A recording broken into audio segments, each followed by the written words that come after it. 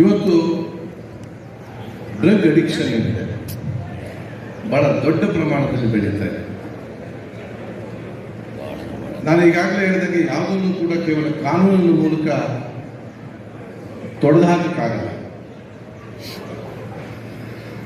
ಕರ್ನಾಟಕ ಸರ್ಕಾರ ಇಡೀ ಕರ್ನಾಟಕವನ್ನು ಡ್ರಗ್ ಮುಕ್ತ ಕರ್ನಾಟಕ, ವ್ಯಸನ ಮುಕ್ತ ಕರ್ನಾಟಕ ಮಾಡಬೇಕು ಅಂತ ಹೊರಟಿದೆ.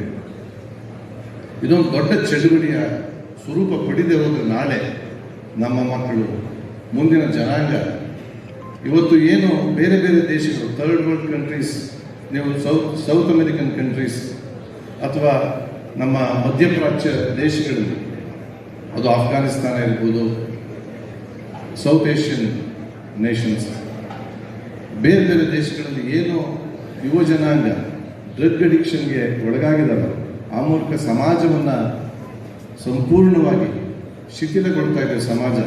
ಅಂಥದ್ದೊಂದು ಪ್ರಕ್ರಿಯೆ ಇಲ್ಲೂ ಕೂಡ ಪ್ರಾರಂಭ ಆಗಿದೆ.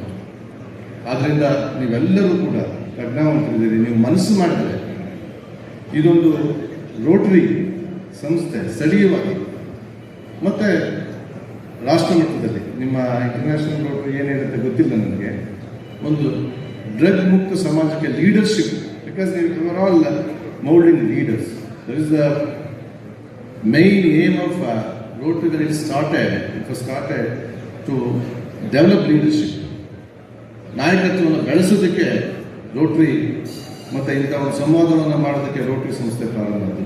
ಆನಂತರ ಅದಕ್ಕೆ ಸೇವೆ ಮತ್ತು ನಮ್ಮಲ್ಲಿದ್ದನ್ನು ಕೊಡಬೇಕು ಅನ್ನುವಂಥ ಒಂದು ಎಲಿಮೆಂಟ್ ಅಂಶಗಳು ಸೇರಿಕೊಂಡು ಇವತ್ತು ನೀವೆಲ್ಲರೂ ಆ ಒಂದು ಲೀಡರ್ಶಿಪ್ಪನ್ನು ತೆಗೆದುಕೊಂಡ್ರೆ, ಡಿ ಅಡಿಕ್ಷನ್ ಬಗ್ಗೆ, ಈ ಸಮಾಜ ಡ್ರಗ್ಸ್ ಮುಕ್ತ ಆಗಬೇಕು ಅನ್ನುವುದ ಒಂದು ಲೀಡರ್ಶಿಪ್ಪನ್ನು ತೆಗೆದುಕೊಂಡ್ರೆ, ಅದು ಪೋಲಿಯೋ ನಿವಾರಣೆಗೆ ನೀವೇನು ಪ್ರಯತ್ನವನ್ನು ಮಾಡಿ ಯಶಸ್ವಿಯಾಗಿದ್ದೀರೋ ಅದರಲ್ಲಿ 70% ಯಶಸ್ಸನ್ನು ನೀವು ಪಡಿತೀರಿ.